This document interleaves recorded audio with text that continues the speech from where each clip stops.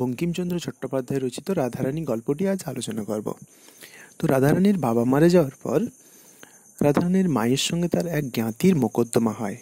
জ্ঞাতি মোকদ্দমা করে সমস্ত কিছু, প্রায় 10 লক্ষ টাকার সম্পত্তি তাদের হাতিয়ে নেয় এবং রাধারানীর মা তখন বাধ্য হয়ে তার সমস্ত গয়নাগাঁটি বিক্রি করে, সমস্ত অলংকার বিক্রি করে প্রিভি কাউন্সিলে আপিল করে।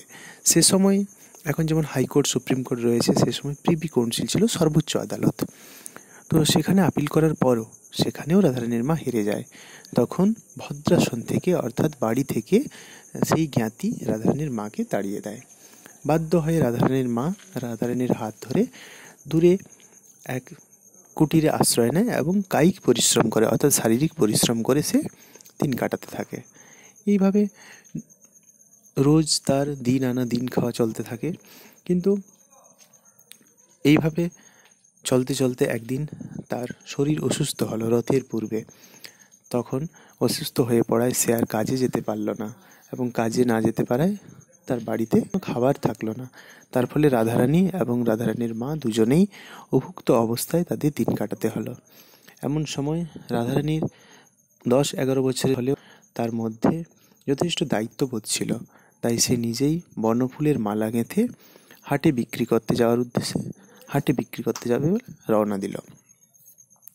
সেখানে সেই মালা নিয়ে সে যখন রথের মেলায় মহেশে, শ্রীরামপুরের মহেশে পৌঁছালো, সেখানে পৌঁছানোর পর রথের টান অর্ধেক হতে না হতেই ঝড় বৃষ্টি শুরু হয়ে গেল। তো সেই ঝড় বৃষ্টিতে তার মালা বিক্রি হলো না। বিক্রি না হয় সে ভাবলো হয়তো কিছুক্ষণ পরে বৃষ্টি থামবে এবং আবার নতুন করে মেলা শুরু হবে এবং তার মালাটা বিক্রি হবে। কিন্তু সেই আশা নিরাশাই থেকে গেল। সে ঝড় বৃষ্টি থামলো না এবং রথের টান আর হলো না, অর্থাৎ মেলাটাও আর বসলো না। তার ফলে তার সেই মালা বিক্রিও হলো না। সেই কথা ভেবে রাধারানীর কান্না লাগছে। এমন সময় তার ঘাড়ের উপর এসে পড়ল একটি লোক। তখন রাধারানীর ঘাড়ের উপর এসে লোক পড়ায় সে ভয়ে আরও কেঁদে উঠল এবং বৃষ্টির জল যা তার অলকাবলি বয়ে, গণ্ডদেশ বয়ে বইছিল, তার থেকে চোখের জল যেন তার আরও বেশি বেড়ে গেল। তখন সেই লোকটি এসে জিজ্ঞেস করলো, কে গা তুমি, অর্থাৎ তুমি কে গো? তো লোকটির গলার আওয়াজ শুনে রাধারানী বুঝতে পারলো যে সে বেশ দয়ালু লোক। তাই রাধারানী তাকে বলল যে সে কেন এসেছিল। সে রথের মেলায় এসেছিল এবং অন্ধকারে সে বাড়ি ফিরতে পারছে না, তাই সে কাঁদছে। এমন সময় সেই লোকটি, দয়ালু লোকটি রাধারানীকে বলল যে চলো আমার হাত ধরো, পিচ্ছিল পথ, নাহলে তুমি পড়ে যাবে, আমি তোমাকে বাড়ি পৌঁছে দেবো। তো সেই তার হাত ধরে রাধারানী ফেরার সময় লোকটি কৌশলে, কথার মাধ্যমে, কথার ছলে রাধারানীর কাছ থেকে সমস্ত ঘটনা জেনে নেয়। কেন সে গিয়েছিল রথের মেলায়, তার বাড়ির অবস্থা কীরকম, সব কিছু জেনে নেয়। তো তারপর সে রাধারানীকে বলে যে আমিও মালা কিনতেই এসেছিলাম, আমার বাড়িতে বিগ্রহ রয়েছে, অর্থাৎ মূর্তি রয়েছে, তাকে পরাবো বলে, ঠাকুরের মূর্তি রয়েছে, কিন্তু মেলা ভেঙে যাওয়ায় আমি মালা কিনতে পারিনি। যদি তোমার মালাটা আমাকে বিক্রি করো তাহলে আমি সেই মালা কিনে আর ঠাকুরকে পরাবো। তো তখন রাধারানী খুব খুশি হয়ে ওঠে, কারণ সে তার মায়ের পথ্য জোগাড় করতে পারবে। কিন্তু এতে একদিক দিয়ে তার কষ্টও হয়, কারণ সে লজ্জিত হয় যে সে কীভাবে, যে লোকটা এত আদর করে তাকে বাড়ি পৌঁছে দিচ্ছে, এত দয়ালু লোক, তার কাছ থেকে কীভাবে সে টাকা নেবে।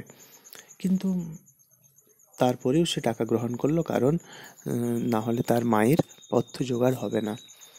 তো অন্ধকারে রাধারানীর হাতে যখন সে সেই মালার মূল্য দেয়, তখন রাধারানী দেখলো যে 2টো পয়সা চকচক করছে। তখন সে রাধারানী সেই সমভিহারী, অর্থাৎ রুক্মিণী কুমারকে বলে যে হয়তো ভুল করে অন্ধকারে সে টাকা দিয়েছে, কারণ চকচক করছে। সেই সমভিহারী তখন রাধারানীকে জানায় এটা নতুন কলের পয়সা, তাই চকচক করছে। তখন রাধারানী জবাব দেয় যে তুমি একটু দাঁড়াও, আমি গিয়ে আলো জ্বালিয়ে দেখি, যদি টাকা হয় তাহলে তোমাকে ফেরত দেব।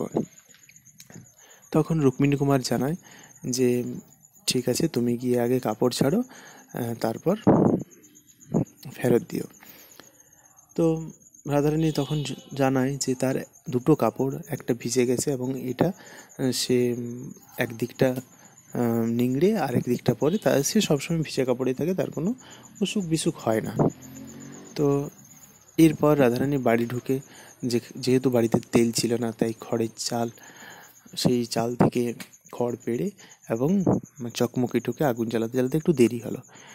তারপর আগুন জ্বালিয়ে দেখলো যে সত্যি সেটা টাকা। তখন সে ফেরত দিতে এসে দেখে সেই ছেলেটি নেই। তো তখন রাধারানী গিয়ে তার মাকে বলে, এবং কিছুক্ষণ পরে সে যখন এই আলোচনা করছিল এমন সময় এসে হাজির হয় পদ্মলোচন সাহা নামে এক কাপড় ব্যবসায়ী। সে কুঞ্জদার শান্তিপুরে কাপড় নিয়ে এসে সেখানে হাজির হয়। তো রাধারানীরা যেহেতু গরিব, তারা দরিদ্র সে সময়, তাই তারা অবাক হয়ে যায় এবং বলে যে তাদের কাপড় দরকার নেই। কিন্তু সেই কাপড় সেই রুক্মিণী কুমার কিনে পাঠিয়ে দিয়েছিল, তারা কিছুক্ষণ পরেই বুঝতে পারে। এবং পদ্মলোচন সাহাও তার বাবার কাছ থেকে যেভাবে বেশি দাম দিয়ে, কম দামি জিনিস বেশি দাম দিয়ে বিক্রি করতো, রুক্মিণী কুমারের কাছেও সেভাবেই বিক্রি করেছে। 4 টাকার কাপড় 8 টাকা, 12.5 আনা, 14.5 আনায় বিক্রি করেছে। এমনকি 2 পয়সা সে মুনাফাও নিত। তো তাই সে এত কথায় কান না দিয়ে সে সেই কাপড় দান করে তাদেরকে দিয়ে সে পুনরায় ফিরে যায়। এমন সময় রাধারানী সেই টাকা ভাঙিয়ে তার মায়ের জন্য খাবার এনে ঝাঁট দিয়ে যখন মাকে খেতে দেবে তখন দেখতে পায় যে একটি নোট, এবং সেই নোটে দুজনের নাম লেখা আছে, রুক্মিণী কুমার রায় এবং রাধারানীর নাম।